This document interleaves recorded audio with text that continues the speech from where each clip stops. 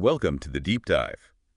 Today, we're plunging headfirst into one of the most enduring mysteries out there, the 1947 Roswell crash. Right. It's a classic. For decades, the official narrative, weather balloon, secret project, they've tried to put a lid on it. Yeah, the usual explanations. But what if that story, the one we're usually told, is actually a smokescreen, something deliberately covering up? Well, something far more extraordinary, maybe even unsettling. Something mind-bending, potentially. Exactly. So our mission today is to explore this really fascinating source.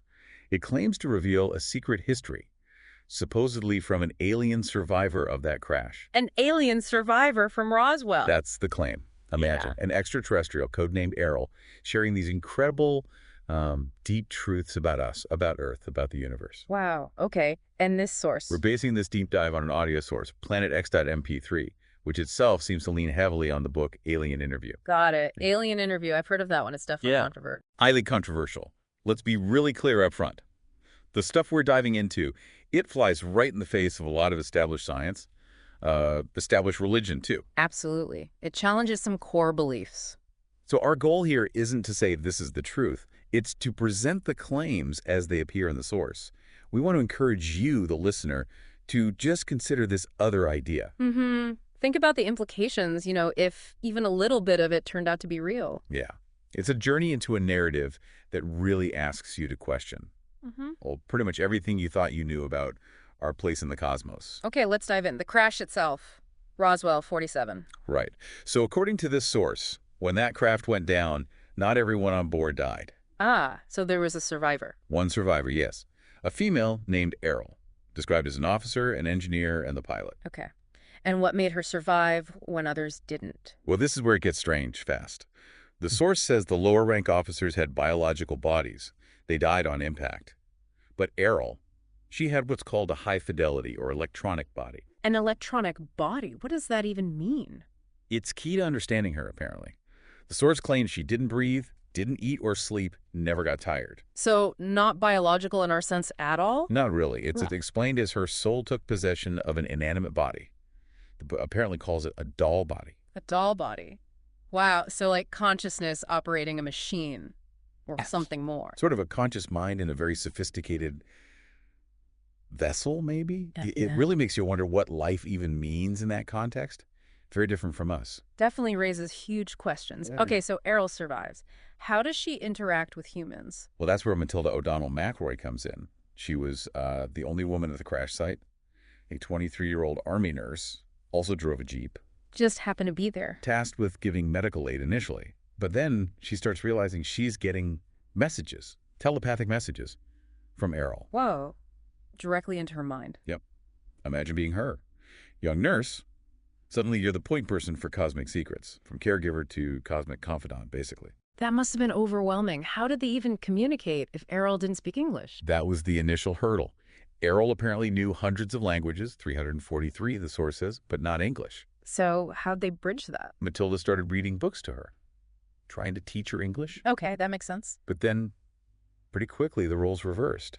Errol absorbed the language, and then she became the teacher, sharing this profound and honestly pretty disturbing information with Matilda. Okay, so what kind of disturbing information are we talking about? What did Errol reveal about, well, us, humanity? This is where it gets really unsettling. Errol's big claim about death. What about it? She said when humans die, we get hit with a high-voltage shock. A shock. Why? To erase our memories, all past life memories, wiped clean, and then we're sent back. Sent back where? Back to Earth. As prisoners. Prisoners. Earth is a prison planet. That's a heavy concept. It's central to this whole narrative. This tunnel process, as the source calls it, it's not presented as a choice. Souls get caught, shocked, memory wiped, sent back. So all the learning, the experiences, just gone. Basically rendered a waste, as the source puts it. You just keep repeating the cycle without remembering why or what happened before. But wait, what about prodigies? Kids who have incredible talents seemingly out of nowhere. Ah, good point. The source actually addresses that. Errol apparently attributed things like Mozart playing piano at age 3 to skills learned in a past life that somehow partially carry over, despite the memory wipe. Like echoes, maybe? Interesting. So a residual memory, even if unconscious. Suggests there's this hidden knowledge inside us, yeah. even if we can't access the full story. So this constant cycle, this memory erasure, it sounds like control. Who's doing this? Yeah. And why? According to Errol, it is about control. It's basically slavery on a cosmic scale. Slavery. She called Earth a prison planet ruled by this nasty group called the Old Empire. The Old Empire. Okay. Right. And Errol's people. They're called the Domain. And they're presented as the opposite, ancient, powerful, but seemingly not the ones running the prison. So a conflict between the Domain and the Old Empire, with Earth caught in the middle. That's the picture painted, yeah. Yeah. Our whole existence, potentially just a sideshow in a massive cosmic struggle. Right. Given all that, how did the U.S. military react to having this telepathic alien telling them Earth is a prison run by a nasty empire? Not well, as you might guess. They apparently asked her, are your people coming for you? Yeah. She just said yes. Then they asked about weapons. How destructive. What did she say? Very destructive. But here's the kicker. She could apparently read their minds, too. Oh. And what did she perceive? She found the military leaders, in her words, stupid, selfish, belligerent, self-centered, just generally awful. Didn't pull any punches then? Nope. And because of that, and probably the perceived threat, she just refused to answer any more of their questions. Shut them down flat. Which must have terrified them even more, leading to the secrecy. Intense secrecy. The source is pretty blunt here. It says the military just tossed constitutional rights out the window, threatened whole families with murder if anyone talked about Roswell. Seriously, murder. That's the claim, that many people were murdered to keep the lid on. It suggests they were desperate. This wasn't just about a weather balloon. No kidding. So what was the official reason, or rather the real reason, according to the source, for this insane level of cover-up? It boils down to control and fear.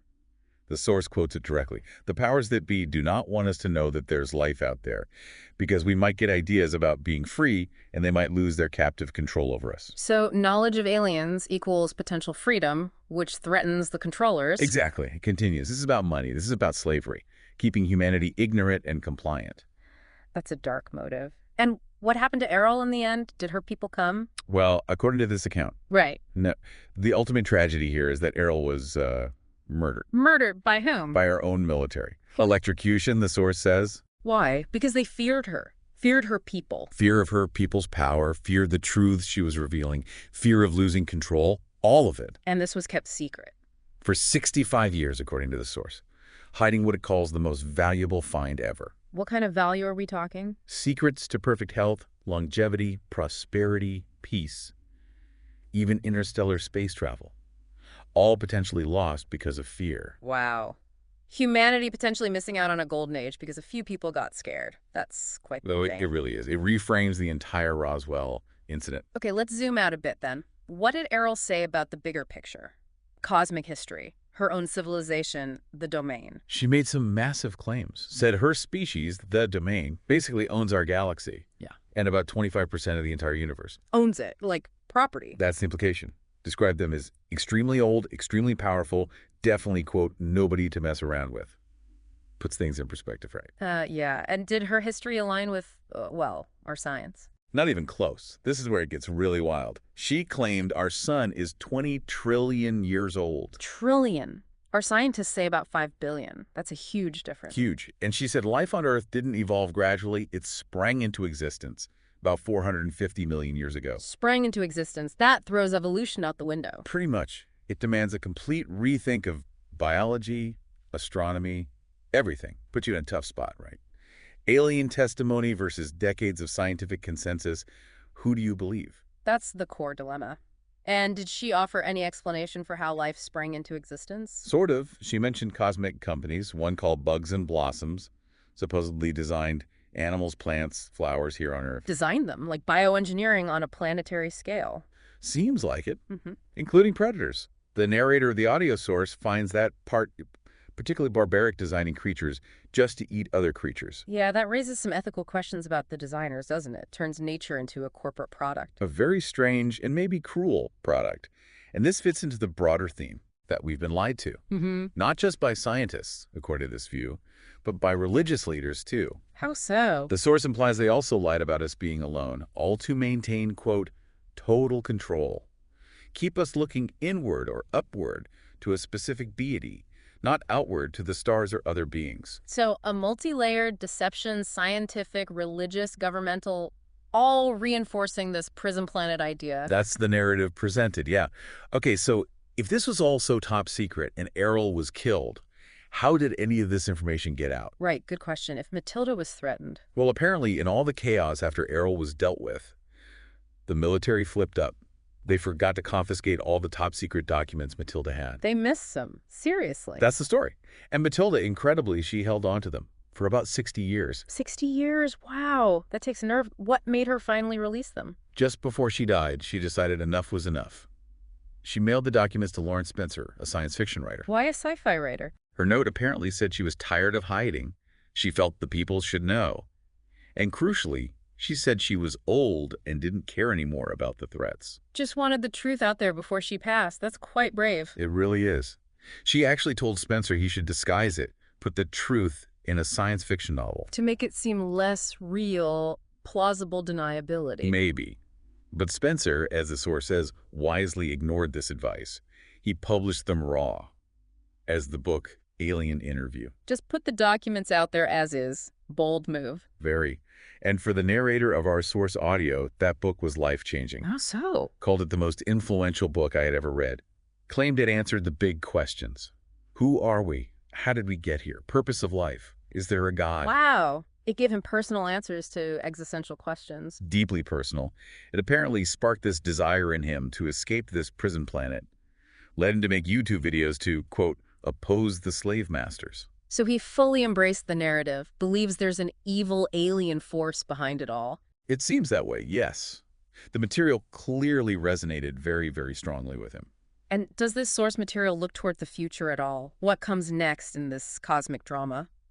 It does touch on that. There's this belief, or maybe prediction, of a future conflict, a war between humanity and the old empire. Prison wardens? Why a war? Because the old empire, it's claimed, do not want us to be free. So freedom requires a fight. And this connects to other conspiracy theories too, doesn't it? Like Planet X? Exactly.